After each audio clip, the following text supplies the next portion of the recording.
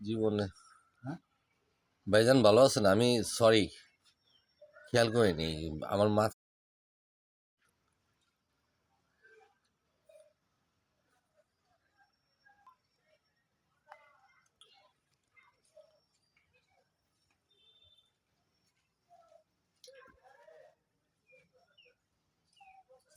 ready 1 2 3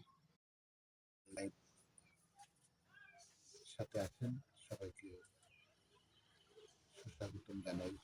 ভালো রাখার জন্য